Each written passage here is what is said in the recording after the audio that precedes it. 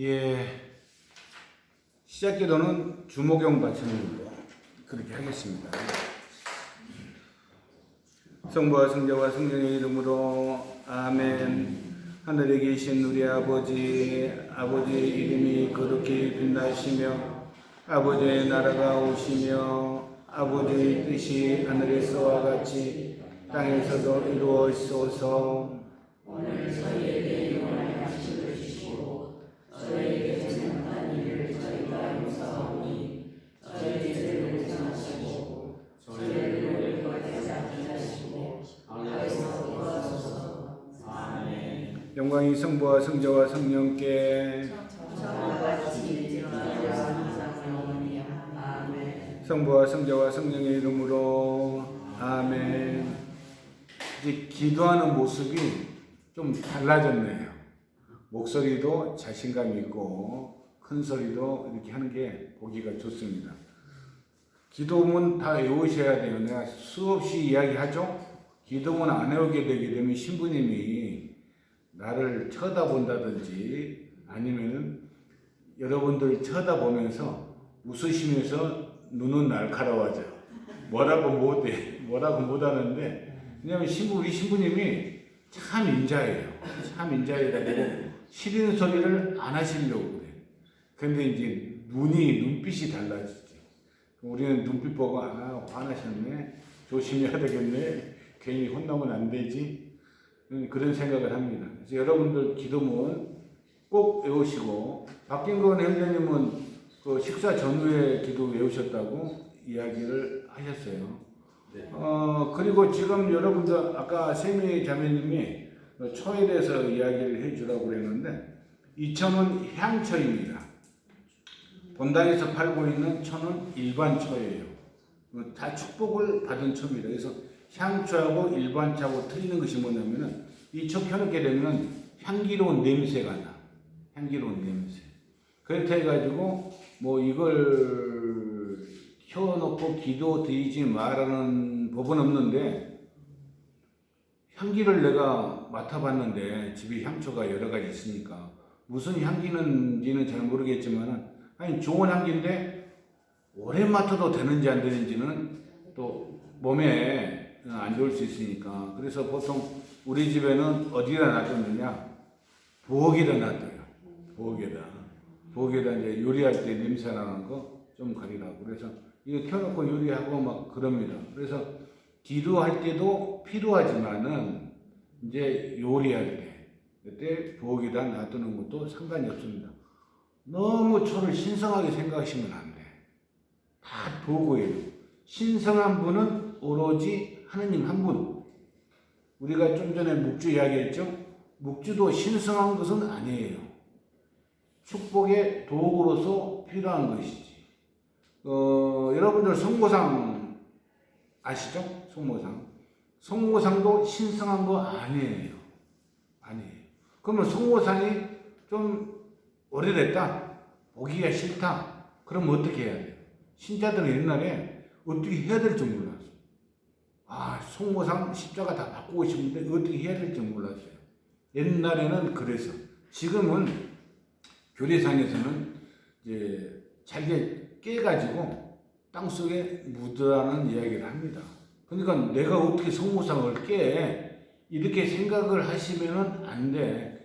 이것은 나한테 도움을 주는 도구일 따름이지 그 자체가 신성하지 않다는 것이죠. 그리고 이제 교체될 그런 때가 되게 되면은 그런 식으로 한다든지 아니면은 성물빵 있죠, 성물빵에다 갖다 주게 되면 성물빵에서 다시 저쪽 물건 파는데 그쪽으로 다시 보내고 처리할까 만드는 십자가도 마찬가지입니다. 십자가도. 그러니까는 성물을 너무 신성시하게 되면은 안 된다. 틀림없이 말씀드렸어요. 근데 모르는 신자도 많아. 옛날 신자들이.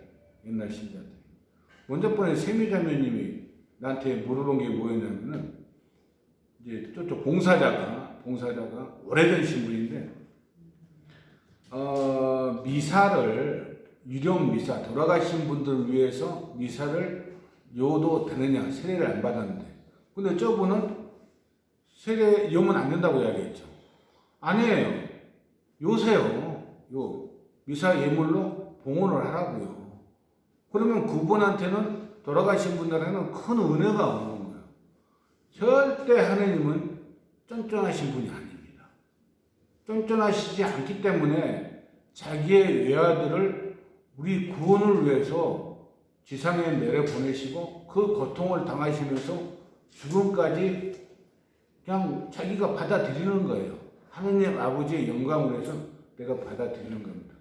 그렇게 생각을 하셔야지. 이제 일반 옛날의 신자들은 모든 게 다 엄숙해. 모든 게 다 엄숙해가지고 그냥 모든 걸 신성시 하는 것이 옳다고 생각을 해요. 근데 그렇지 않습니다. 제가 교리 선생이잖아요. 제 말을 믿어야 돼. 다른 사람 말을 믿으면은 뭐 믿어야 되겠지만 제 말을 좀 우선적으로 생각해 주시고, 먼저 번에 그 신부님이, 보좌 신부님이 세계 청년대회에 갔다 와가지고 막 그 강의한 거 있잖아요. 그림 보여주고 사진 보여주고 우리나라하고 모습이 틀려요. 이제 몇 가지 생각이 나는데 그 중에서 한 가지가 뭐냐면은 우리나라는 철야 기도하게 되면은 밤을 새야 돼요. 밤을 새야 돼. 근데 잠을 안 자는 거야. 저도 철야기를 해봤는데 잠을 안 자는 거예요. 근데 신부님이 거기 가가지고 철야 기도를 해야 됩니다 해가지고 기도를 하는데 12시 넘으니까 다 담요 뭐 이렇게 뭐 덮고 깔고 자더래요. 그래서 신부님 놀란 거야. 왜냐면 우리나라 스타일만 보다가 그쪽의 스타일을 보니까 놀란 거예요.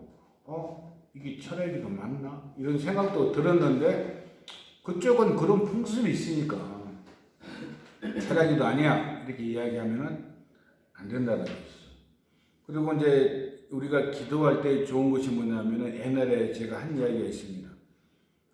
우리 애들이 초등학교 막 아주 학교도 안 다닐 때 저는 보여주는 기도를 했다고 이야기했잖아요. 왜냐하면은 내 기도하는 모습을 보고 애들의 마음이 달라질 것이라는 것을 저는 확신을 합니다. 확신하기 때문에 이제 촛불을 켜놓고 기도를 해요. 그래서 보통 저희 집에 가게 되면은 이제 가운데 탁구상, 이제 십자가상이 2개가 있어요. 아니 2개가 아니야. 4개인가 5개 있네. 그러고 보니까 각 방마다 있고 그 화장실이 아니라 주방에도 십자가 있어요. 이제 이런 십자가, 벽걸이 십자가는 거실 가운데다가 하나 놔두고, 그 다음에 이제 탁구상 그대로 책상 위에다가 올려놓는 기도예요. 십자가예요. 그래서 탁구상 이제 식탁에 올려놓고 양쪽에 성모님 2분 이렇게 놔두고 그 앞에 초 2개 놔두고 초 꽂는 거 있잖아요. 이렇게 나오는 거. 그 2개 이렇게 하고 있는데 굳이 지금 생각해 보면은 옛날에는 초가 이렇게 안 커가지고 밑에 그냥 세워놓을 수 없어서 꽂았는데 지금 보면 그렇게 해도 그냥 놔둬도 됩니다. 그래서 그렇게 하는 것이 좋다는 뜻이지 꼭 그렇게 하는 법은 없어요. 그러니까 마음 땡기는 대로 하는데 그렇다고 어떤 분은 꼭 초가 2개를 켜놔야 되느냐 이렇게 물어보신 분도 계셔. 아닙니다. 초 1개만 켜놔도 됩니다. 아셨죠? 그리고 먼저 번에 이제 노사 자매님하고 단둘이 면담을 하려고 한 적이 있습니다. 면담이라고 이야기해야 되나? 시간이 안 맞아가지고 지금 못했는데 그냥 제일 좋은 것은 얼굴 보고 이야기하는 거예요. 뭐 카톡을 한다든지 전화를 하게 되면은 못 보니까 잘못하면 오해할 수가 있어. 그래서 그때 이제 이야기하려 했던 게 뭐냐면 감사금. 그래서 로사 자매님한테 감사하게 생각하죠. 우리 교류반을 위해서 이제 이렇게 감사함을 내주시고 감사하게 생각하는데 그때 이야기하고 싶은 것이 뭐냐면은 지향을 두라는 거. 지향하고 지양하고 틀리는 거 아시죠? 지향, 지양은 하지 말아야 된다는 거. 지향은 그 목표를 정해서 우리가 계속 앞으로 나가는 거. 그래서 잘못하게 되면 지양과 지향이 헷갈려져요. 그래서 미사 감사금이라든지 미사 봉헌을 할 때 지향을 도와야 된다는 거예요. 지향을. 그래서 만약에 내가 감사를 하고 싶다 하게 되면 목적이 뚜렷해야 돼. 세미 자매님 같은 경우에는 우리 이번에 시험 보는데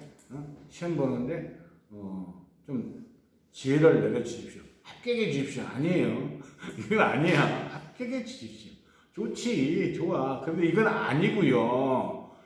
우리 자식한테 지혜를 주십시오. 용기를 주십시오. 학교 가게 되면 시험 보면 떨리거든요. 떨리고 자기도 모르게 실수할 수가 있어. 내 친구 하나는 아들은 이놈이 밀려서 그런 거야. 그리고 나중에 다 풀었는데 나중에 안 거예요. 근데 그때 시간이 늦어버렸지. 그래가지고 고래잡이에 떨어져버렸죠. 이놈은 재수에서 들어갔어. 그러니까 단박에 들어갈 것을 그렇게 실수를 하게 되게 되면 떨어져. 그런 것을 이제 주시라고 이야기를 하고 용기는 줍니다. 실수 안 할 수 있는 용기. 그런 것을 확실한 목표를 세워서 하고 제일 좋은 것이 감사예요. 감사금이 아니고 감사입니다. 그래서 우리가 묵지기도를 보게 되면은 9일 기도, 27일 기도, 54일 기도가 있습니다. 그래서 보통 이제 9일 기도도 많이 하고 54일 기도는 옛날에 말씀드렸지만 굉장히 힘들어요. 54일 동안 똑같이 하루에 5단씩 같이 하야 되는 거죠. 굉장히 힘듭니다. 끊어지기가 굉장히 힘들어요. 그 중에서 27일은 청원의 기도. 청원. 누구 좀 낫게 해주십시오. 뭐 어떻게 해주십시오. 목적을 뚜렷이 두고 청원하고. 근데 내가 27일 동안 청원을 했어. 청원을 했는데 결과가 안 나왔어요. 결과가 안 나와더라도 결과가 나온 것 같이 생각하면서 감사 기도를 올리는 거예요. 그냥 기도 중에서 가장 좋은 기도는 무슨 기도다? 감사 기도다. 감사 기도. 예, 감사 기도. 어떤 미국의 어떤 어머니가 자기 자식이 마약을 한 거예요. 마약을 해가지고 계속 힘들었죠. 부모가 아니까 힘들어가지고 계속 청원의 기도를 들었어요. 27일 동안. 그리고 마약을 안 끊었잖아요. 안 끊었는데 그 다음에 27일 동안 감사 기도를 드렸어요. 딱 된 것이 아니고 청원기도 감사기도 청원기도 감사기도 계속 드리다 보니까 얘가 어떻게 됐어? 어머니 저 병원에 갈게요. 마약을 끊은 것이 아니고 자기 스스로가 느껴가지고 내가 병원에 가야 되겠다. 이게 이제 감사한 것이죠. 딱 끊어버리기는 좋죠. 근데 마술도 아니고 요술도 아니고 어떻게 딱 끊어져요.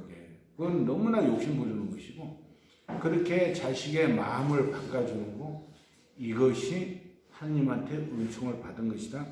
그렇게 생각을 할 수가 있습니다. 그래서 우리가 지금 10계명 22가 10계명을 하는데 10계명에서 한 몇 시간 할 거예요. 왜냐하면 너무너무 중요하니까. 10계명의 서문은 10계명에 탄생된 그 과정을 이야기하는 것이 서문입니다. 보통 교회에서는 서문 이야기 잘 안 해요. 잘 안 해요. 근데 유대교회에서는 서문 이야기를 철저히 공부시킵니다. 그래서 10계명은 무슨 지혜이다? 삶의 지혜이다. 10계명은 10가지 계명이 있는데 이것은 삶의 지혜가 될 수가 있다. 그러면 삶의 지혜인데 그러면 지혜에서도 여러 가지가 있겠죠. 근데 교회에서 이야기한 것은 세상 삶의 지혜 이야기하고 그 다음에 10계명의 지혜를 두 가지로 분리해서 말합니다. 우리가 행복 조건이 있어요. 세상을 살면서 행복 조건이 있습니다. 이런 것만 있으면 나는 행복하겠다. 이런 조건이 있어요. 여러분들 각자 마음속에서 세미 자매님 이야기를 계속해서 미안한데 세미 자매님 마음속에는 행복의 조건 중에 하나가 대학교 입학이에요. 어떤 대학교? 좋은 대학교. 왜냐면은 세미자매님 아들이 좋은 고등학교 나와가지고 좋은 대학교 시험 봐가지고 1차에 실패를 했다고 그러더라. 공개도 괜찮죠? 딸이에요. 아, 딸인가? 아, 미안합니다. 아, 갑자기 성별을 바꿔버렸네. 나 왜 계속 아들로 생각하고 있었지? 그런데 지금 하나 중에서 이제 아기가, 딸이 이제 좋은 대학교 입학하는 것이 하나의 목표가 될 수 있겠죠. 그러면 그걸로 해서 기도를 드릴 수 있습니다.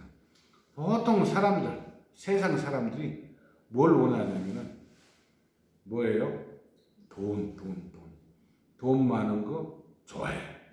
돈 많은 거 싫어하는 사람 없습니다. 진짜예요. 돈 많은 거 난 돈 싫어. 나는 오로지 창비로 살 거야. 좋아요. 좋은데 싫다고 이야기할 필요는 없다는 것이죠. 그래서 많이 가지면 싫다. 이야기할 필요가 없어요. 내 능력껏 알맞게 가지고 있는 것이 행복의 조건이 될 수 있는데 돈이 문제가 되는 이유가 뭐냐면 로또 보면 알아요. 로또 당첨돼가지고 행복한 사람이 별로 없어요. 미국에서 200 몇십억인가? 이렇게 로또를 맞아서 거의 1,000억 가까이 맞은 것 같아요. 첫 번째 한 일이 뭔지 아세요? 마누라 바꾸는 거. 첫 번째 한 게. 두 번째 한 게 뭐냐면 차, 집 어마어마하게 바꾸는 거. 세 번째 한 게 뭐냐면은 노는 것이죠. 노는 거. 그리고 네 번째 하는 것이 사업하는 거예요. 사업하는 거. 그런데 로또에 수백억이 맞았다고 생각하고 몰려드는 사람들이 정상적인 사람이 됐어요. 5년 만에 노숙자가 된 거야. 5년 만에. 그럼 결과적으로 5년 전과 5년 후를 비교해 보게 되면 첫 번째가 가정이 파탄난 거예요. 그리고 직장을 잘 다니다가 어떻게 됐어요? 노숙자가 된 거예요. 그러니까 돈이 갑작스럽게 내 이상의 것으로 내가 소화를 못 시킬 정도로 되게 되면은 그런 불행이 찾아올 수도 있어요. 우리나라에서 초창기 복권을 맞은 사람이 경찰. 초창기 때 240억인가? 120억인가? 맞았어요. 그 사람은 어떻게 됐을 것 같아요? 미국 갔어. 왜? 그때 당시 소문이 뭐냐면은 복권 맞으면은 깡패들이 찾아와가지고 가족 다 죽이고 돈 내주라고. 그래가지고 복권 받자마자 돈을 찾자마자 다 준비해놨다가 가족들 다 데리고 미국 가고 있어요. 몰래. 그런 사람 내가 볼 때는 잘 살 것 같다. 잘 살 것 같다. 잘 살고 있는 사람도 많아요. 많은데 내가 느끼는 그 이상의 능력 이상의 것이 들어오게 되면은 문제가 된다는 것이죠. 영화에 한번 나온 그 할머니 강원도 산골짜기에 그 부부 영화 나온 거 있었거든요. 아, 이름이 갑자기 생각이 안 나는데 영화 제목이. 그래가지고 그 할머니 할아버지가 삶의 그 촬영 시작해가지고 이제 돌아가실 때까지 촬영한 그런 게 있습니다. 그 강을 건너지 마. 그건가? 예, 그 강을 건너지 마인가? 이마 그 강. 맞아. 그런 거 같아. 예. 그런데 그 할아버지 돌아가셨는데 그 할머니 계시고 그다음에 손녀가 누군가 이렇게 있는데 깡패들이 찾아온 거야. 깡패들이 찾아가지고 막 해코지를 한 거예요. 돈 내는 거. 왜? 영화에 그렇게 나왔으면은 집에 돈이 굉장히 많을 줄 알았대요. 근데 돈이 없는데 막 해가지고 해코지하기 시작했다. 그런 이야기를 들은 적이 있어요. 그러니까 과한 것은 안 된다. 과한 것을 하다 보게 되게 되면은 이제 문제가 생기는 것이죠. 그래서 우리가 지금 돈 가지고만 계속 이야기했는데 알맞게 사는 것이 굉장히 중요하다. 과욕을 부리게 되게 되면은 능력에 되는 과욕은 난 괜찮다고 생각을 해요. 부자가 나쁘다고 생각하지 않습니다. 성경 말씀 보게 되게 되면 가난한 자 되라고 그러는데 그 가난한 자는 헐벗게 살아는 그런 뜻이 아니에요. 마음이 가난한 자가 되라는 그런 뜻이죠. 내가 옆에 사람이 힘들어하게 되면 내가 도와줄 수 있으면 도와주는 거. 조양님 자매님, 글라라 자매님, 클라라고 하지 말고 글라라라고 하세요. 자매님은 지금 봉사도 다니잖아요. 저쪽 봉사. 그죠? 다니시죠? 그런 것이 부자죠. 부자. 그래서 우리 스스로가 그런 마음을 가지고 부자가 돼야 돼요. 꼭 돈, 명예, 권력 가지고 부자 될 생각하지 마시고. 지금 얼마나 골치 아픕니까? 나는 이제 중도를 지키는 사람이고 생각은 약간 진보인데 이재명 당대표 어쨌거나 지금 문제가 있다고 생각을 하고 뭐 나중에 어떻게 밝혀지겠죠. 그 결과는 난 몰라요. 근데 어쨌거나 핍박을 많이 받고 있어. 그리고 사람들도 진짜 범죄가 있는 거야. 뭐야? 이렇게 생각을 하고 있고. 그 다음에 윤석열 대통령 장관들 보게 되게 되면은 이상한 장관들을 세워놔. 그럼 그것도 문제가 있는 것이죠. 왜 그럴까요? 권력이에요. 권력의 힘을 갖고 싶어서. 근데 그게 행복할까? 생각하게 되면은 그렇지 않을 수도 있다. 여러분들 자식 중에서 얼마만큼 자식이 불행한지는 잘 모르겠지만은 내가 파악을 못했으니까 모르겠지만은 재벌들 정주영 회장, 내가 정주영 회장 굉장히 존경합니다. 그분 아들 2명이 죽었어요.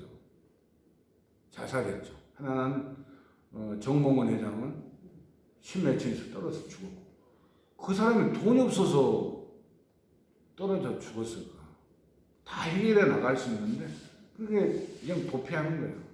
그리고 큰아들은 약간 정신질환이 있어가지고 차 몰고 오다가 고속도로에서 차 사고 나서 죽었고 그리고 또 누구는 이혼하고 감옥 가고 그러면 그게 행복일까?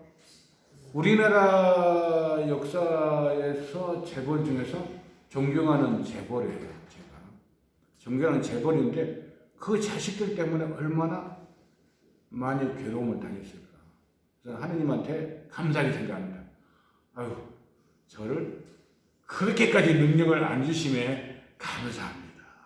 저도 그 정도 능력 줘서 막 다 했겠죠.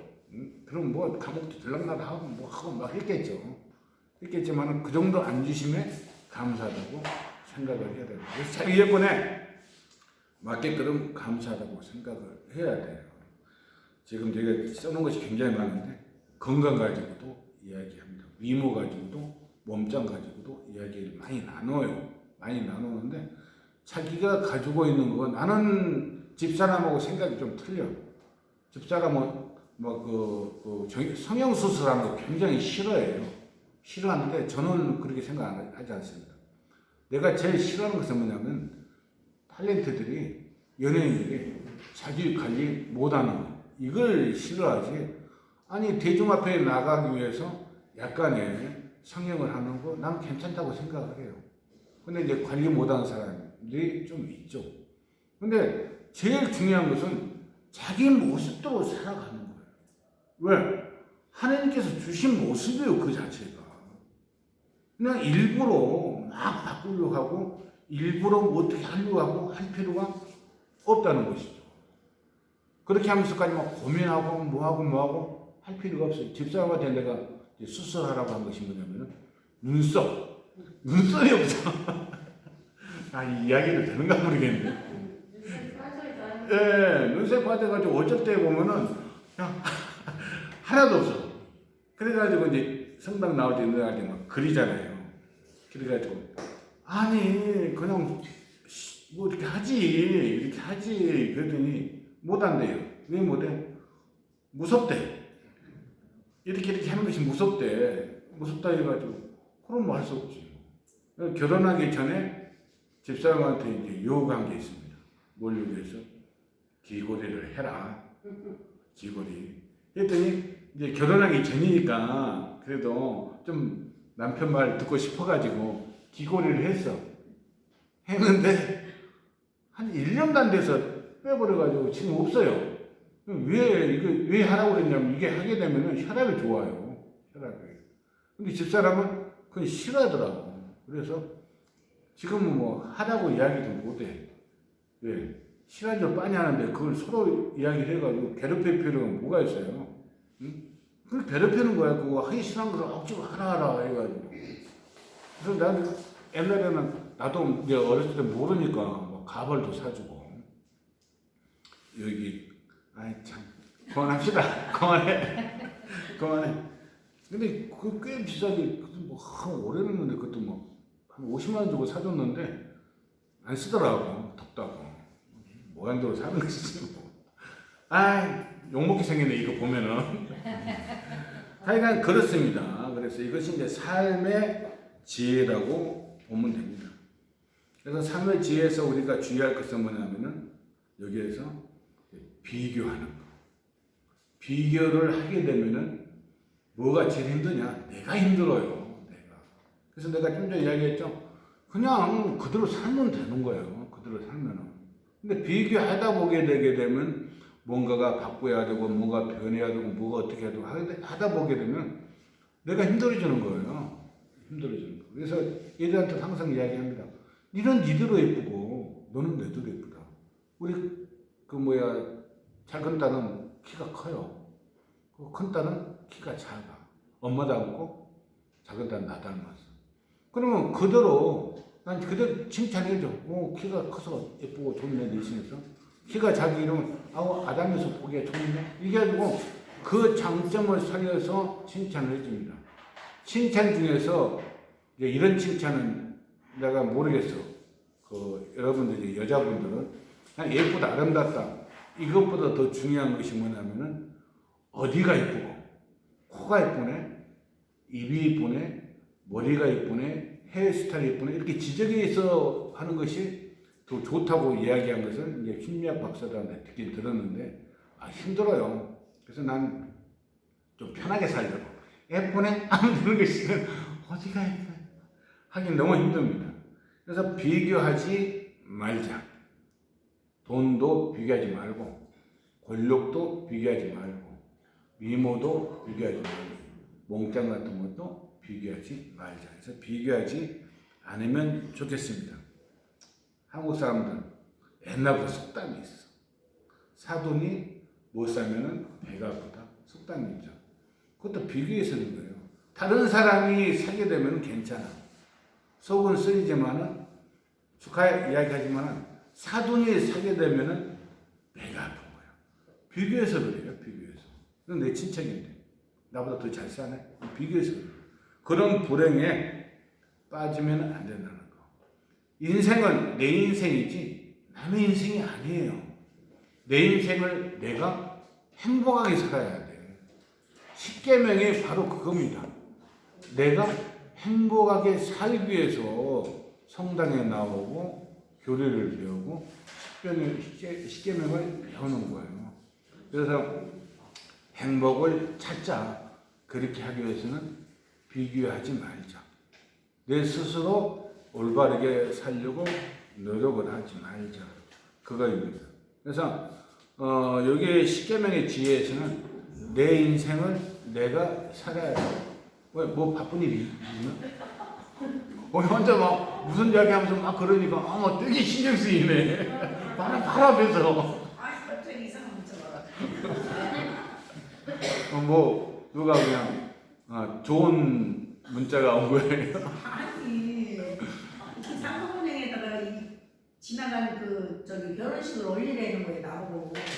지나간 걸 인지서 올려가지고. 하여간에 그런 건 사기일 가능성이 있어. 나는 문자가 왔어요. 건강센터에서 문자가 오고, 그리고 제가 신한은행하고 시티은행하고 거래를 했는데 시태는 집사람이 망한다고 새마을 금고도 거래하고 그래서 새마을 금고도 돈 다 빼가지고 한참 나이 들어서 돈 다 빼가지고 신혼을 다 옮기고 그 시티는 것도 막다막 해야가고 막 그랬다거든요. 손해 봤지. 예. 그런데 생활도 좋아. 신한은행에서 막 오는 거야. 이거 새끼를 떠나가는데. 그래가 전화를 걸었어요.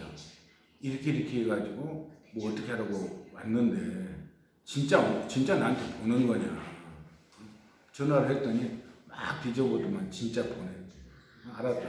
요새 너무 안 좋은 게 많아가지고 특히 동거래에서는 조심하세요. 조심. 또 가면은 사기라고. 대학교 교수도 보시피싱 넘어갔으니까 똑똑하다고. 내가 똑똑해 난 안다니까 하시면 안 돼요. 지금 뭐 AI 책인가 뭐 해가지고 동영상 하잖아요. 동영상이란다. 그 서로 얼굴 보면서 하는 거 핸드폰. 거기 되면은 딸 모습을 그대로 그린대요. 그리고 목소리도 똑같이 하고. 그럼 어느 부모가 그걸 안 믿어?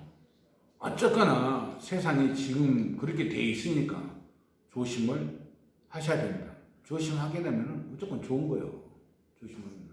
그래서 한번 그 나쁜데 당하시면 안 됩니다. 쉽게 말해서 진짜 행복은 뭐냐면은 비교하지 않는 것이다. 비교하지 않는 것이다. 남을 쳐다보지 말고 내 생활에 만족을 느껴야 된다. 비교하는 거 절대 안 됩니다. 재벌 이야기했잖아요. 재벌도 부자도 뭐 자식이 어떻게 되고 뭐 감옥에 가고 이야기 다 했잖아요. 여러분들 감옥에 갔다 왔나? 안 갔다 왔잖아요. 그러면 재벌보다 그 부부는 훌륭한 거야. 재벌보다. 그냥 재벌은 1보다 100까지 다 훌륭한 것이 아니에요. 우리는 1보다 100까지 다 나쁜 것도 아니고. 각 사람마다 일장일단이 다 있어요. 그래서 비교하지 말고 내가 먼저 번에 이야기했잖아요. 내도 잘못할 수도 있다. 그래서 공과를 좀 봐줘야 된다. 봐줘야 된다. 정치인들도 마찬가지로 나는 공과를 봐야 된다고 생각해요. 그냥 매스컴에서 한쪽에 막 외도하고 막 그러는데 그 사람도 잘하는 것도 있어. 이번에 유인천 장관 뭐 됐다고 그러더라고. 못마땅하지만은 내가 못마땅한 것은 그 사람의 과를 보고 못마땅한 것이고 또 좋아하는 사람은 그 사람의 장점을 보고 좋아하는 것이고 그러니까 그렇게 해야지. 나 저 사람 미워 죽겠어 하면 나만 손해지. 하지 마세요. 누구 미워하지 마시라고. 힘듭니다. 그래서 뭐 절대 미워할수록 나만 손이라는 거. 그래서 비교하지 말자. 그리고 오늘 뭐 나눠줬죠. 여러분들한테 감사에 받아가지고 저도 이제 베푸는 거야. 여러분들이 나한테 베풀었으니까. 베푸는데 이것도 이제 잘못하게 되면은 좋은 것은 고르는 것도 좋지만은 내가 저거 가질 텐데 내 것보다 더 예쁠 것 같은데 하지 마세요. 하지 마세요. 그러면 결과로 딱 끝났잖아요. 끝났는데 바꿀 수 있어요? 바꿀 수 없어. 그러면 나만 불행한 거야. 그러니까 불행은 어떻게 돼요? 내 스스로가 만든다는 거. 이번에 성지순례 가가지고 누구 실수하는 사람이 있을 거예요. 하나마나 있어. 그냥 화장실. 제일 문제야. 왜냐면 화장실 가서 난 수시로 가시라고 그러는데 꼭 늦게 나오신 분이 계셔. 그러면 이제 다 기다리잖아요. 그럼 막 뭐라고 그래. 늦게 나오고 저거. 그 사람은 얼마나 급할 거야. 줄 다 서 있는데 빨리 볼일 보고 나와야 할 텐데 다 있는데 어떻게 해. 그러면 그 사람은 우리 기다리는 사람보다 더 마음이 급할 거라. 그리고 우리가 그 사람한테 막 뭐라고 그러잖아요. 나만 안 좋아지는 거예요. 나만 기분 나빠지고. 그러니까 이번에 성지순례 갔어도 그냥 느긋하게 기다리세요. 그러면서 마지막에는 인천에 도착하겠지 생각하시게 되면 됩니다. 뭐 이렇게 막 ang다복다 했다 해가지고 변화되는 것이 없어요. 그래서 내 인생을 살아야 되고 내 인생을 사는 것이 이제 이것이 이제 십계명이고 이 십계명은 하느님의 말씀이다. 하느님의 말씀 우리가 잘 들어야 되는 것이죠. 그래서 십계명에서도 이제 거부감이 있을 수가 있습니다. 그것이 이제 십계명 서문을 이야기하는 거예요. 우리가 지금 모세에 대해서 다 아시나? 모세에 대해서 잘 모르시죠. 제일 처음에 시작할 때 구세사를 좀 하고 했어야 되는데 구세사를 안 했기 때문에 모세란 이름은 들어보셨나요? 모세? 모세는 하여간 대단한 사람이죠. 대단한 사람이에요. 근데 모세가 그냥 그 모세가 된 게 아니에요. 이분은 이제 쉽게 이야기하게 되게 되면 아브람 적혀 있죠. 아브람 그냥 해야 되겠다. 아브람이 자기 고향에서 이제 떠나게 돼요. 왜 떠나게 되냐면은 자기 고향에 신이 3,000개가 있어요. 3,000개. 우리나라도 신이 많지만은 자기 고향에서 3,000개의 신이 있는데 믿을 수가 없어. 아닌 것 같아가지고 고민하고 기도하고 있는데 하느님께서 하느님의 목소리가 들리는 거예요. 내가 너에게 젖과 꿀이 흐르는 가나안 땅을 주겠다. 네 고향을 버리고 나를 따라와라. 가나안 땅으로 가라. 가나안 땅이 어딘지 알아요? 몰라요. 모르는데 떠납니다. 무조건. 그리고 자기 조카 롯과 함께 떠나요. 그러니까 제 부족이었다가 시족이 이제 자기네 시족이니까 부족에서는 뭐냐면 옛날에는 전부 다 총이 아니고 칼 같은 거 다 가지고 있기 때문에 숫자가 적으면 지는 거예요. 산적들 만나고는 다 죽는 거예요. 그런데 그 두려움을 떨쳐내가지고 떠나게 돼요. 떠나게 돼가지고 이제 쭉 여행을 하는데 하나님 말씀을 따라가지고 쭉 여행을 하는데 여행하다 보니까 여러 가지 시련도 많이 있죠. 그래서 어느 지점에서 1차적으로 정착을 합니다. 근데 이제 떠나다 보니까 인구가 점점 늘어날 거 아니에요. 시족이 늘어나. 그래서 롯과 같이 떠나. 자기 가족 그 부족에서 혼자 아브라함이 떠난다니까 너 혼자 떠나면은 좀 불안하니까 조카인 롯을 보고 같이 떠나. 삼촌하고 같이. 그래 롯도 이제 따라가는 거예요. 친했으니까. 그래가지고 계속 부족이 늘어나게 되게 되면 이제 재산 싸움이 아니고 유목민이기 때문에 양과 뭐 이렇게 소 같은 거 많이 키우잖아요. 제일 중요한 게 뭐냐면 목축은 물이에요. 근데 물 가지고 이제 노세 하인과 아브라함의 하인이 싸움하게 돼가지고 아브라함이 곰곰이 생각해 보니까 너무 많이 커져가지고 같이 다니면 안 되겠다. 모든 게 다 부족하게 돼서 롯한테 너는 다른 쪽에 가가지고 정착한 게 낫겠다 해가지고 롯을 보낸 곳이 소돔이에요. 소돔과 고모라는 아시죠? 소돔과 고모라. 그래서 소돔에 이제 정착을 해야 되는 것이죠. 거기에서 이제 롯이 타락한 것이 아니고 소돔 사람들이 타락을 해가지고 하느님한테 이제 벼락을 맞는 것이죠. 화산 폭발로 해가지고 다 죽어요. 그래서 롯 가족 중에서 7명인가 8명이 하느님 말을 듣고 피난을 갑니다. 피난을 가는데 하느님께서 하신 말씀이 절대 뒤를 돌아보지 말라고 했어요. 근데 막 도망가다 보니까 롯의 부인이 저기에 다 있잖아요. 재산도 있지, 양도 있지, 뭣도 있지 다 있는데 막 화산 폭발로 다 막 엉망진창이 되니까 너무너무 안타깝고 또 거기에 살고 있는 그 사람들이 너무너무 걱정이 돼가지고 뒤를 돌아봐. 어떻게 됐어요?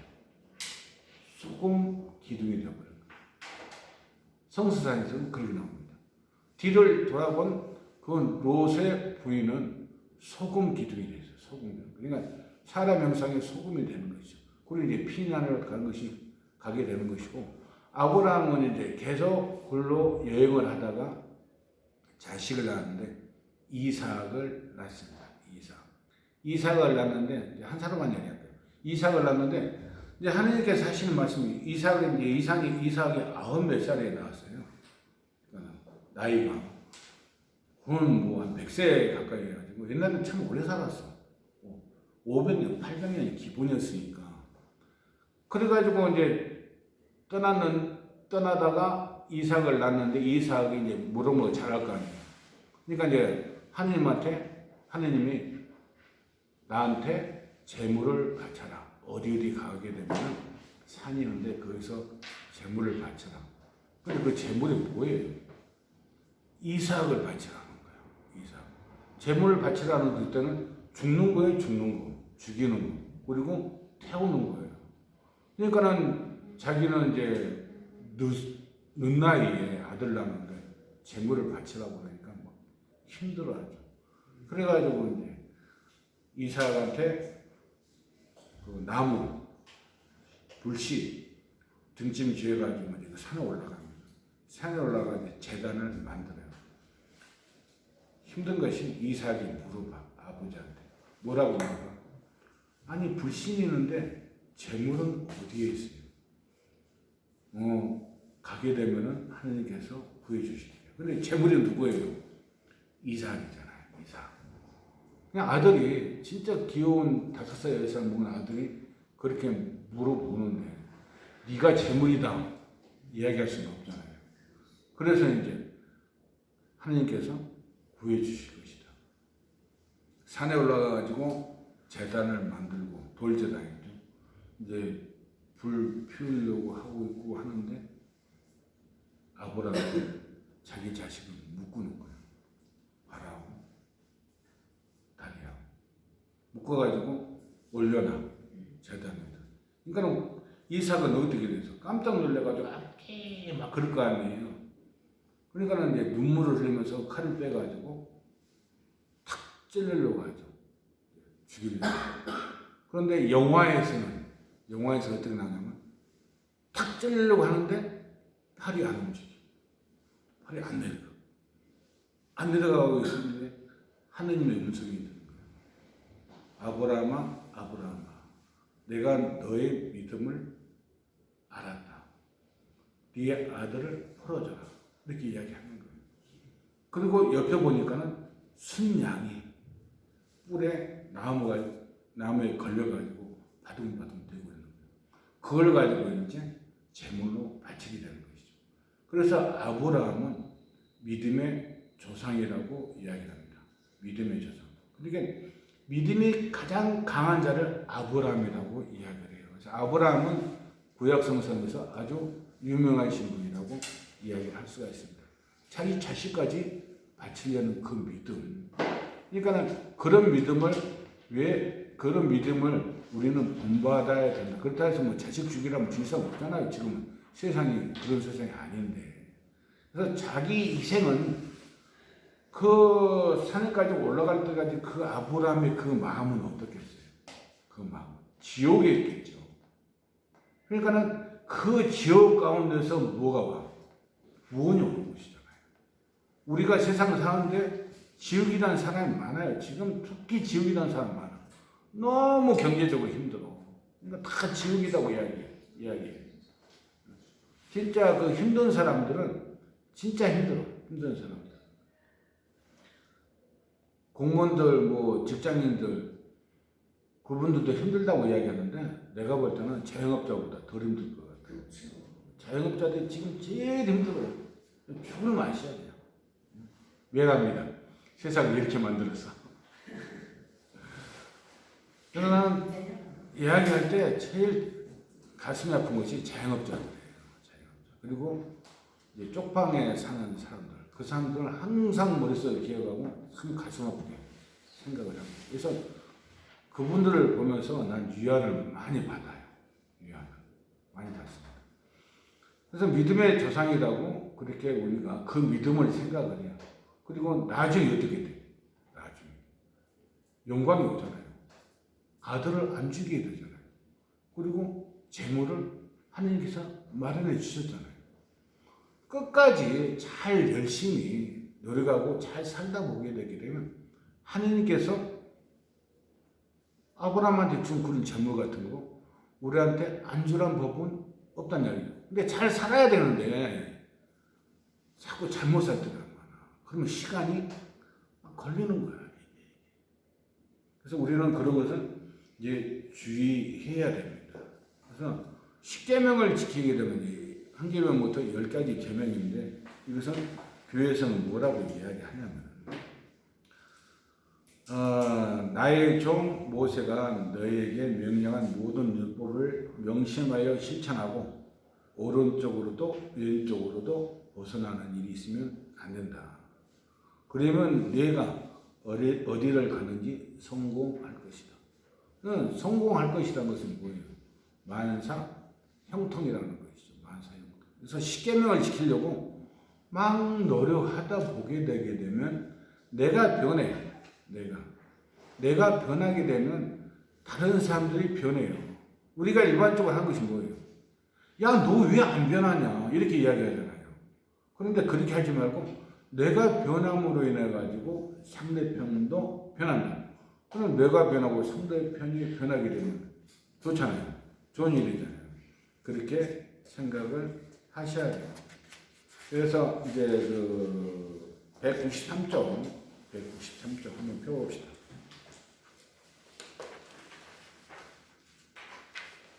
(193쪽) 보면은 하나 둘 셋 네 번째 절 10계명은 인간의 자유를 제한하고 구속하는 법이 아니라 보이시죠? 네, 같이 한번 읽어보겠습니다. 큰 소리로 시작. 10계명은 인간의 자유를 제한하고 구속하는 법이 아니라 인간이 하나님의 사랑과 은혜를 계속할 수 있게는 곧 인간의 자유와 자유정욕입니다. 실제로 하나님이 하나님께로 이스라엘의 정황조사는 율법 자체가 아니라 바로 하나님이었습니다. 이 계약으로 이스라엘은 하나님의 백성이 되었고 주 하나님께서는 이스라엘의 위대한 하나님이 되셨습니다. 모세는 이스라엘 백성에게 주 너의 하나님을 사랑하여 그분의 길을 따라오고 그분의 계명과 정령과 법규를 지키면 너희가 살고 번성할 것이다 하고 말씀하셨습니다. 이렇게 10계명을 지킨다는 것은 하나님의 백성으로 사는 것이고 약속의 생명과 자유를 누리는 것입니다. 됐습니다. 그래서 이제 10계명은 이제 우리가 생명의 길로 나가는 인생의 로드맵이다. 그렇게 생각을 해요. 예수님께서는 10계명에 제시하는 하느님에 대한 우리의 의무를 이렇게 요약해 주셨습니다. 내 마음을 다하고 내 목숨을 다하고 내 정신을 다하여 주 너희 하느님을 사랑해야 된다. 마태복음 22장 37절입니다. 사랑을 해야 돼요. 사랑을. 우리가 서로 사랑을 함으로 인해 가지고 이해해주고 감싸줄 수가 있습니다. 이해한다는 것은 뭐예요? 그 사람 마음을 내가 그 사람 마음이 돼보는 것이고 그 사람 과정을 내가 겪어보는 것이죠. 마음속으로. 그렇게 해가지고 이해를 해야지 그냥 너는 너고 나는 나다 하게 되면은 그냥 사랑이 있을 수가 없는 것이죠. 사랑하게 되게 되면은 내가 약간의 희생을 해야 된다. 양보를 해야 된다. 그 다음에 뭘 얻어요? 그 다음에 내가 행복, 만족감 이런 것을 얻을 수가 있죠. 저도 이제 그 장애인 봉사를 젊었을 때 굉장히 많이 했습니다. 많이 하게 되면 진짜 힘들어요. 심지어 장애인 데리고 설악산까지 갔는데 그래도 휠체어 타는 애들이기 때문에 많이 못 가. 그러니까 봉사자가 1인당 1명 내지 2명은 따라다녀야 돼. 그래 같이 움직여줘야 돼. 설악산. 근데 인원이 부족해가지고 나 혼자 이제 한 명을 맡았습니다. 그때는 이제 젊었으니까 기운도 좋고 그애 업고 다녔어. 그 애를 업고. 근데 휠체어까지 있네. 그냥 업고 한참 가다가 또 내려가지고 휠체어 끌고 또 가고. 엄청 힘들었지만은 거기에서 내가 느끼는 것은 삶의 즐거움이었어요. 땀 뻘뻘 흘리고 고생도 신나게 하고 했지만은 거기에서는 아 내가 이 일을 위해서 이렇게 고생을 하고 봉사를 하는구나. 그러면 이 애는 나를 위해서 뭐 해줄까? 기도해 주겠지. 나를 위해서 기도를 엄청 해주는 거야. 엄청 해줘. 왜 등에 엎여 있으니까 엄청 해줘. 수원에 있는 무슨 산이다. 설악산하고 그 비슷한 그 산이 있는데 무슨 산이죠? 수원 그쪽에 있는 산. 그 산에도 장애인을 데리고 갔는데 이제 하나는 지팡이 짚고 다니네요. 그러니까 다 가는데 내가 그 일을 업었어요. 그때는 내 기운이 좋았어. 업고 이렇게 깍지를 끼니까 힘들잖아요. 그러니까 지팡이를 이렇게 딱 엉덩이에 걸치고 양쪽 끝만 잡으니까 참 편하더라고. 그러니까 이제 우리는 하산하고 있는데 어떤 또 젊은 등산객들이 싹 오더라고. 그래서 딱 하는 얘기야. 보기 좋아요. 내 애인 업어줬다고. 보기 좋아요 하면서 지나가다가 지팡이 보면서 어머 하더만은 박수를 막 치는 거야. 박수를.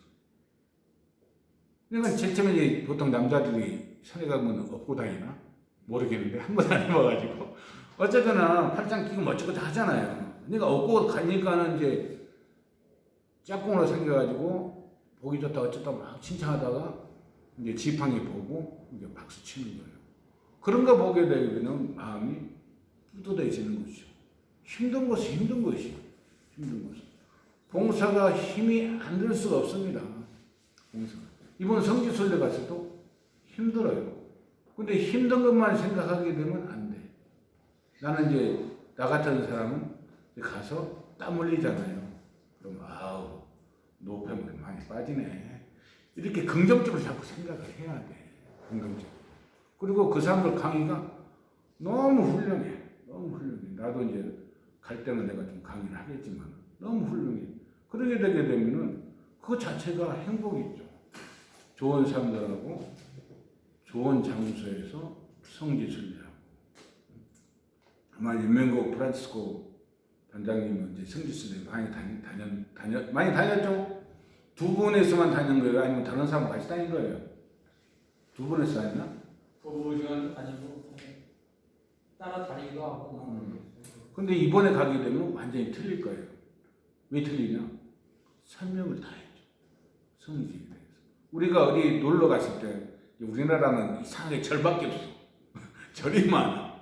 그럼 절에 가게 되면은 그냥 절에 가가지고 한번 쭉 훑어보는 것보다는 이 절에서 역사라든지 여기서 뭐가 어떻고 미리 준비해가지고 가게 되면은 다르게 보여요.